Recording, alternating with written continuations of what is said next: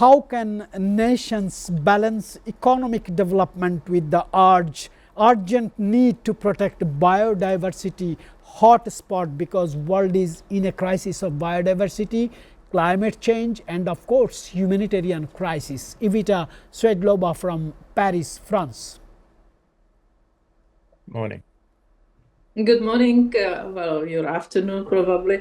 Um, yeah, yes, I think it's an important question to ask today, how we can balance biodiversity. Well, first we have to, that I point last time at the interview that I have with you with the live show.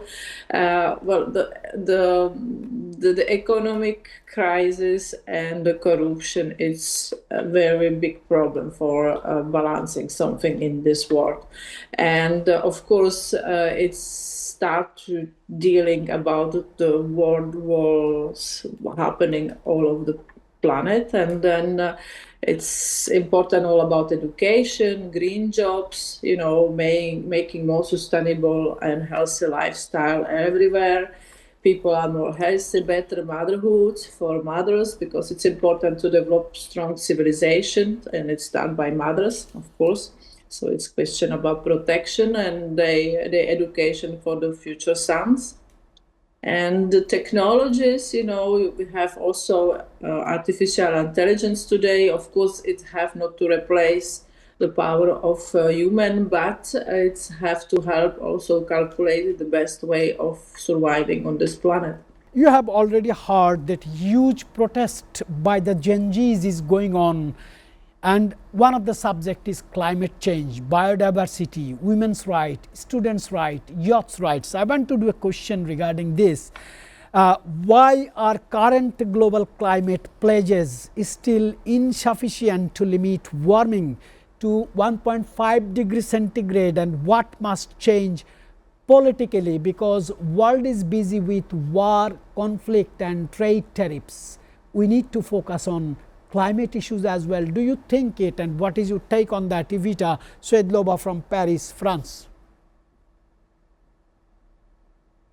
Yes, it's a big geopolitical question, because it's a lot of things going on today politically. And what is have to mainly change is, I will be very straight and very clear about the problem. When we are sick about, let's say, cancer, so we have to go to the right doctor, so to remove the tumor, because if we're going to the dentist or hairdresser, that's what fix the problem. So today a lot of big summits and all what's happening, mostly happening in very beautiful places like Paris, Montreal, Fiji, Seychelles, and that's fantastic. But let's say that, for example, Sahel desertification is happening in Sahel, mostly in Africa. So if the leaders will not meet directly in the impact where the problem is, and the scientists and the politicians and the NGOs, and then they will not see the problem, what's happening, and to start to act in the problem. So the meetings, for me, it's supposed to be in the safe places, because there are in Africa and in other countries, in Indonesia and in around the Amazon. So mostly it have to be focused also around the desertification and the raining forest. So it must to happen in around there, not in beautiful places like Paris. Nobody have an idea what's going on, and they will fix some agreement, and then everybody go home, and nothing happening after. Well, so so for me it's have to be like that. We have to fix the place and the problem directly where the problem is and meet there. And there are a lot of countries that are safe today to make the meetings for that. Evita Swedlova, I have a huge question for you. Despite global awareness, why do wage inequality and workplace harassment persist across both developed and developing countries? I know you are writing on that. Your publications will be soon in the market. I'm sorry, I have to ask again the question. I did not understand it. Can you please tell us, despite global awareness, in medias, from government side, from NGOs, why do wage inequality and workplace harassment persist across both developed and developing countries? Okay, the problem is today. It's I will repeat always the same. It's developing countries are actually crucial for biodiversity because the corruption. So they don't have enough money and the possibility to install all the best technologies for that. Like we can install it here in Europe or probably in the United States to preserve some important places, and so it's also about the economical crisis that have to be balanced. It's everything. It's geopolitical negotiation. It's about the peace. It's about the lifestyle everywhere. It's the livelihoods. The local indigenous have to be more protected also because they have their own tributes and they have their own rules and they have to adapt it. And it's very important because it's if we don't install some important summits around this world, like I say precedently, in the places that in the direct impact with it's something it's supposed to look like 40 Gs.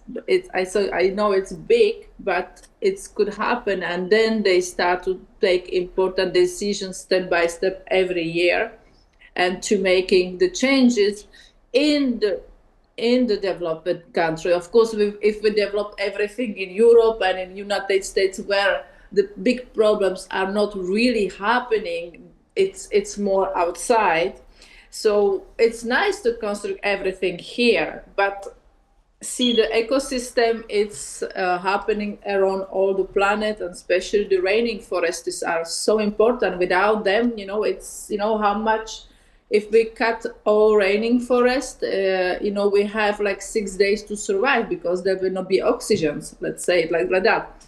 So I'm not exaggerating. This is real. Without raining forests, we it's like a pulmon of our planet. So we have to actually keeping surviving on this planet to preserving everything globally, than just in one places. When we talk about nature and biodiversity, we cannot be nationalist. We have to be more open. It's have nothing to be about believing in some rights and in some politics, but there are borders that okay, this is our country, but this is our planet, and the planet is large, and she have her own way of living and the health, and we have to probably healing her in the same time. Like this, the climate change, because we are part of the universe and the climate change happened, and it happened before. It not accelerate, but it's maybe go in the speed of the planet and where she is in the solar system and in the galaxy. I will go very far, but yes. So we have to think for one thing, we have to survive like a human race. Are traditional zoos and animal sanctuaries still ethical, or should conservation move fully to natural habitat protection? Because I know you are working on this issue particularly. I have to apologize, but I hear very bad what you're saying. Sometimes it's something I have to ask again. I'm so sorry. Again, the all same right, question. no problem. I said, are traditional zoos and animal sanctuaries is still ethical? Okay. I know you fight against this. Yeah, okay, I understand it. Okay, the zoological park, well, yes, they are important because, but it depends where and in what condition. First of all, they can preserve species that they can reproduce in the zoos in the condition that the parks have large parks for wild animals, especially big animals like leos, tigers, elephants. Well, there have been working with them a lot of zoologists that are very good, and a lot of people that are involved with animals, they can study their behave and they can reproduce them, they can help to survive them in this planet, because some of the species are disappearing.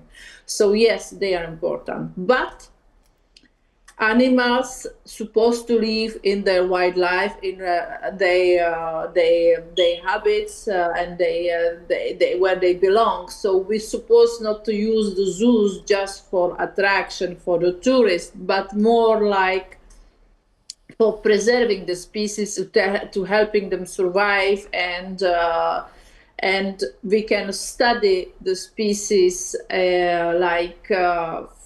from the best way on the possibility that we can develop the zoological parks for their lifestyles. That's possible, but we cannot domesticate wild animals. We have to understand that the wild animals are made for wildlife.